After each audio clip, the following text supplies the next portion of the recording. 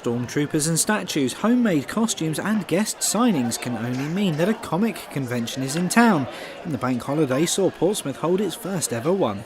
We've been sort of working on this for about 18 months, and this is about just a fantastic 2 days of comic mayhem. What do you reckon? Yeah, it's a celebration of comics and genre and TV and film. So we've got Doctor Who, we've got Game of Thrones, we've got a lot of great comic creators. So as Andy was saying, yeah, it's just a great celebration of all things, comic genre and TV and film. And it's the first time anything like this has happened in Portsmouth, and it's probably one of the biggest Comic Cons on the south coast. So we're really proud of this. Well, we have a lot of comic guests, but we also have people who've worked behind the camera. We have Ulrich Ziedler, who worked on Ready Player One and Game of Thrones, who is a production artist. So we wanted to focus on the art and the artists. We obviously have TV and film stuff, but it had to have comics at its core, really. We've decided that actually this is going to be slightly purer, we hope, than some other Comic Cons which is more celebrity-led. We wanted to make sure that really people got to see the art behind the comic. So that's why we're calling it the International Festival of Comics. It is very international. You've got people from the States, people from Brazil, Europe, and of course the UK. So yeah, that's international these days as well. I mean, our very being running the Guild Hall is to make sure that it's a very community-focused venue. And actually, these partnerships are essential to us. And I think what we want to do every year is build upon these opportunities. So it's about having people like DICE, it's about people like Game Over, and it's about all the various people that have contributed locally to making this a success. Well, there's a load of different panels. We've got interviews with the special guests, Walt Simonson, Louise Simonson, Raphael Albuquerque, Ben Templesmith. There's a Doctor Who panel starting, I believe, in about 5 minutes ago. Star Wars, so there's a lot of great things. And I tell you what, if you go into one of the rooms on the first floor, it basically is a virtual reality room run by the university. So it's already been a huge success. It's got like a hoverboard, it's got, we've got to be slightly careful, it's got sort of sabres in it, we've got to be very wary as to what we call them. Course light, but they look like a certain sabre. A certain kind of sort of electronic sword. Exactly, that's yes, right, exactly. electronic sword. Exactly. Very exciting, and you'll see a lot of technology within this various company. And there's the Dalek exhibition as well, which is Dalek? fantastic. Dalek, I know. The Daleks here as well, Daleks, and the Cyberman. As you might expect, there are various stalls and meet and greet opportunities, but a highlight for many was a special exhibition celebrating the Man of Steel. We got a celebration of Superman's 80th birthday as well, with this wonderful exhibition of these reproductions of art, which is really beautiful. Yeah, on the wall. This is very special, actually, isn't it? It is. We arranged this specifically. No one else could get this. We got this wonderful exhibition celebrating 80 years of the Man of Steel. These wonderful reproductions of classic covers going back to 1938, and again, because it's about comics. And this has come from our partners Westover Galleries. So what we're very grateful of is people have kind of helped us actually make this a high quality event. Well, I'm looking forward to Gary Pollard, who works on Doctor Who, to his prosthetics demonstration, which sounds very, very exciting. He's a guy who's worked on Red Dwarf, Game of Thrones and Doctor Who, and I'm fascinated by the behind the scenes stuff, and I know a lot of other people are as well. And so to get a guy like him, who is a technician at the top of his game, I think it's very exciting. We've got somebody here who like that. I'm excited about the whole thing. I think there are so many things. I've just been up to one of the panel rooms and seen a discussion around Beano Comics, etc.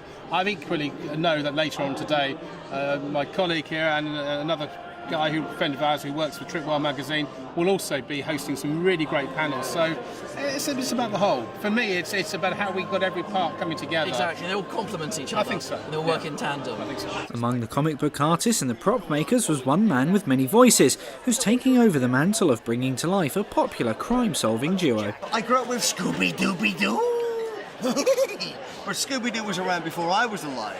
So, and I got to meet the original voice of Scooby-Doo, a guy called Don Messick, and he was also the voice of Jim Muttley, and Boo Boo Bear, G Yogi, Don't Tell Ranger Smith about the picnic basket, him, and he was the voice of stacks of characters. And so, to have had the chance to talk to Don Messick before I got brought in every now and then to help keep Scooby's voice, Scooby is forever. But I started in radio.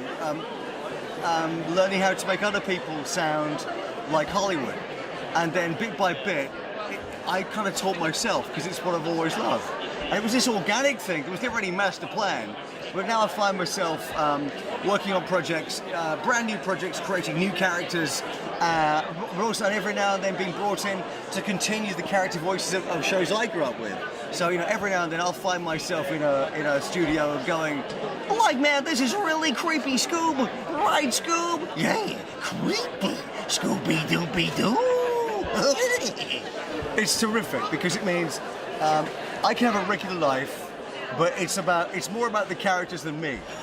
You know, there's such love for the characters. People don't know who I am or my face, and that's exactly how it should be. You know, there's been people come up here that are dressed as the characters, or bring me a picture they've drawn of a character. You know, it's the love of these characters. So I kind of like I take a step back. You know, we're helping these people talk, but it's fine with me. I love being part of it. As well as keeping cartoon institutions alive, Mark is also the voice behind some iconic new characters. And then there's great new shows like Go Jetters for CBeebies. So this guy here, I help Grandmaster Glitch with his voice, and he's not a bad guy. He's just misunderstood. And of course, the king is called Johnny Bravo. Johnny Bravo, man. Yeah, I worked with Cartoon Network with Johnny Bravo over about 3 years on and off, and we actually did Johnny Bravo live twice a year for, I think it was about 3 years, where Johnny became the host of Cartoon Network. So he would introduce the shows and take callers live, and it was a technical feat of magic. But there'd be, but yeah, so it would, hey man, Johnny Bravo live, man. Oh mama. Yeah, we did a lot of cool stuff, and then Star Wars. I'm a Star Wars fan, so to work with George Lucas again, that's kind of cool.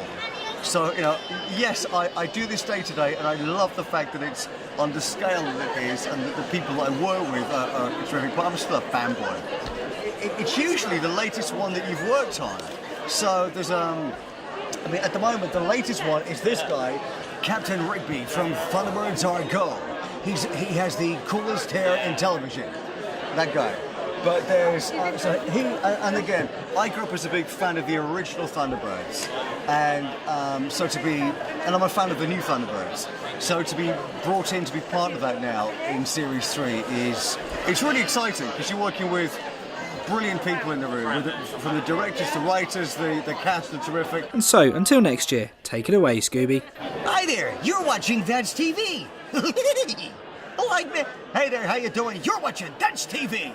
Ladies and gentlemen, you know them, you love them, you can't live without them. This is That's TV!